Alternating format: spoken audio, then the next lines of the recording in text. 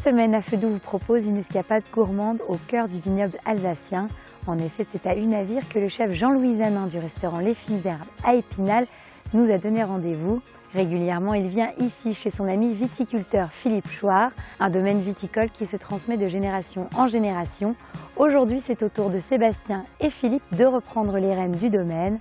Pour Affedou, Jean-Louis nous a préparé un apéritif à déguster directement dans les vignes. Il va nous présenter son ami Philippe, on les rejoint immédiatement.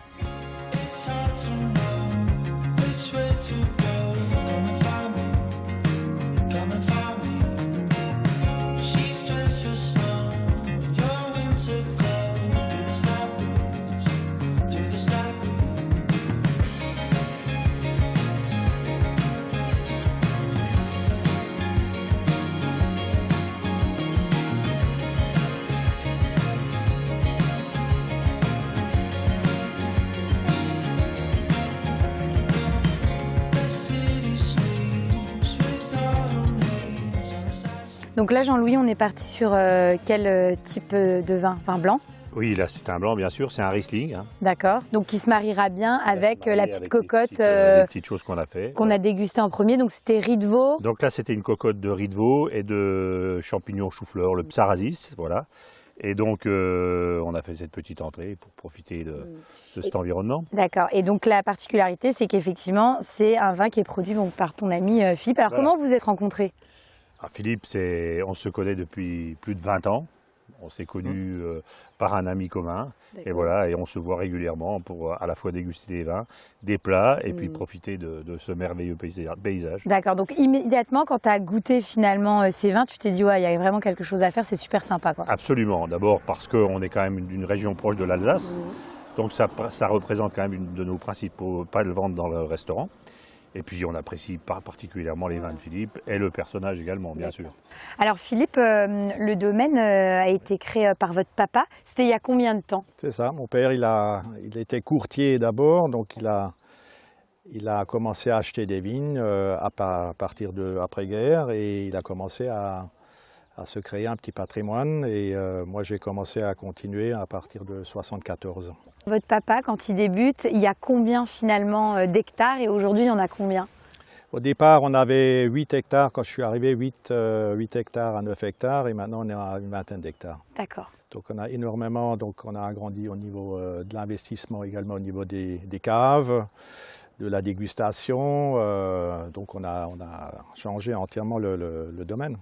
Donc ça veut dire que tout petit, vous preniez déjà ici dans les vignes? Ah bah bien sûr, moi je suis né à Ribeauvillé, donc je suis pratiquement né sous un cep de vigne, on peut dire. C'est un vrai enfant du cru. Voilà, un enfant du cru, absolument. Et c'était tout naturel que vous vous êtes dit, bah, je vais reprendre le domaine? Ça ne s'est même pas posé cette question? Non, ça se pose, je dirais, je ne vais pas dire qu'on a dit systématiquement on va reprendre, mais on est dans un environnement tellement extraordinaire et le métier de viticulteur, de vigneron est formidable.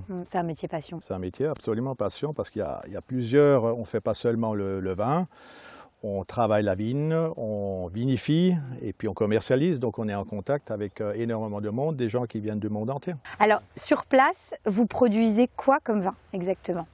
Donc sur place, on produit toute la gamme des cépages alsaciens, hein, donc c'est principalement des blancs.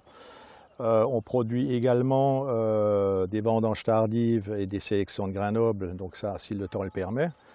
Et notre point fort, c'est le crément. Donc moi j'ai commencé à faire du crément en 1982. Donc votre papa n'en faisait pas? Non, pas du tout. Et bon, le crément il date de 1976, hein, les premières appellations.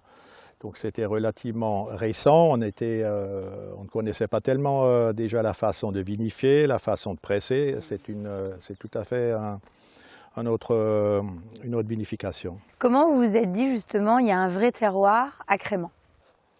Ben ça, on l'a cherché, on a commencé à faire du crément en tâtonnant.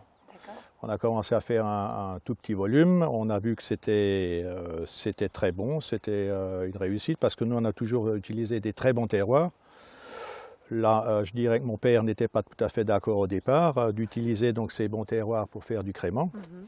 Mais on a vu que, en fin de compte, c'était de plus en plus porteur. Et maintenant, avant, les gens, ils venaient pour acheter du vin, ils emmenaient un peu de crément. Maintenant, ils viennent pour acheter du crément et ils emmènent du vin. Et donc, quelles sont finalement je dirais, les particularités qui font la richesse de ce terroir-là? C'est quoi la fierté pour vous? Le crément, ce n'est pas un terroir. C'est pas comme maintenant, là, on est en train de déguster un Rosacer. Le crément, c'est en général un assemblage de plusieurs terroirs. Moi, je fais 5 sortes de crément. Donc un blanc de blanc qui est fait uniquement avec des cépages blancs.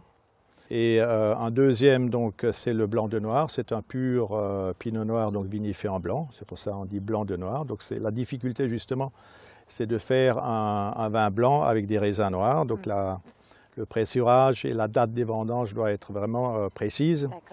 Et un troisième, c'est le chardonnay, donc un pur chardonnay qu'on utilise uniquement pour du crément, vu que l'appellation chardonnay ne peut pas être commercialisée en AOC en Alsace. Et donc un rosé également, donc là on retrouve le pinot noir.